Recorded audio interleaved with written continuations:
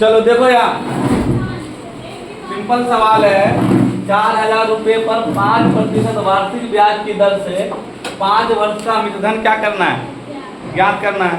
तो सबसे पहले हम लोग क्या करेंगे, ब्याज ज्ञात कर लेंगे। अब ब्याज को मूलधन में जोड़ेंगे, जितना आएगा वो क्या हो जाएगा, मिश्रधन हो जाएगा। सबसे पहले देखिए, सबसे पहला है यहाँ पर, यहाँ तो बता देते हैं। देखिए पहला कह रहा है 4,000 रुपये, मूलधन कितना है, मूलधन बराबर 4,000 रुपये। मूलधन कितना है 4,000। दर कितना है, दर बराबर है 5%। समय बराबर कितना है, समय बराबर 5 वर्ष, यही है ना, समय बराबर 5 वर्ष। तो फॉर्मूला क्या होता है, ब्याज बराबर, फॉर्मूला याद रखिए, ब्याज बराबर मूलधन गुने दर गुने समय बट्टा 100। ठीक है, तो मूलधन कितना है 4,000 है, मूलधन कितना है 4,000 गुने दर, दर कितना है 5%, गुने समय कितना है 5 वर्ष, अब बट्टा 100। इस जीरो से ये जीरो काट दो, इस जीरो से ये जीरो काट दो, कितना हो गया, कट गया। अब बचा 40 गुने 5 गुने 5, यही है ना।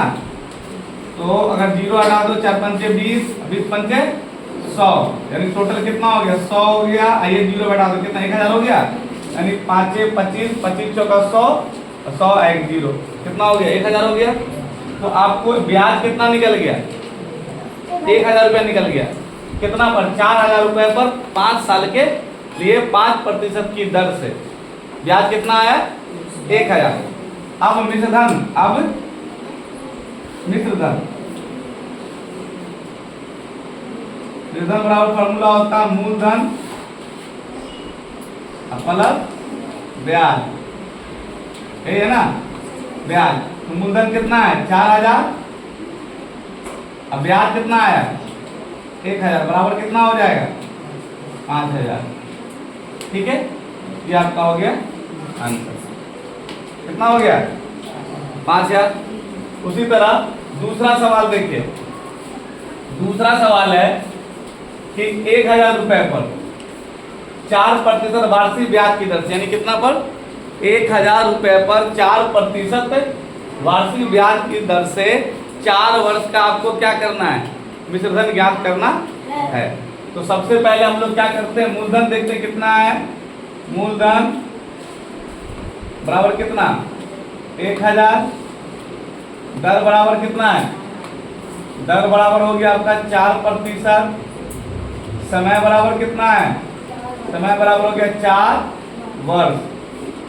ठीक है, समय बराबर 4 वर्ष। तो आपको क्या निकालना, पहले ब्याज निकाल लीजिए। ब्याज बराबर मूलधन गुने दर गुने समय बट्टा 100, ये फॉर्मूला हो गया, मूलधन गुने दर गुने समय बट्टा 100। ये आपका क्या हो गया, फॉर्मूला हो गया। अब फॉर्मूला बैठा दीजिए, मूलधन कितना है आपका 1,000, दर कितना है 4%, समय कितना है 4 बट्टा 100, यही है ना। इस जीरो से ये जीरो काट दो, इस जीरो से ये जीरो काट दो, बराबर 10 गुने 4 गुने 4 बराबर 10 चौका 40 है, 40 चौका कितना होता है 4 चौका 160 हो जाएगा, नहीं होगा 160, यानी आपका ब्याज कितना निकल गया 160 रुपया। लेकिन सवाल पूछ रहा मिश्रधन, तो लिखिए अब मिश्रधन बराबर मूलधन प्लस ब्याज। तो मूलधन कितना है आपका 1,000 है, प्लस में ब्याज कितना मिला आपको 160 रुपये। तो 1,000 कितना हो जाएगा 1,160, यही ना होगा 1,160 रुपये। ये आपका हो गया क्या आंसर, मिश्रधन यानी आंसर आपका हो गया, मिश्रधन हो गया 1,160। ठीक है, चलिए अब अगला देखिए, यहाँ पर है आपको, यहाँ पर देखिए दोनों को बना देते हैं तीसरा का ए जो है वो क्या है 3 × x - 3 बराबर 12, यही है ना। कितने है ना।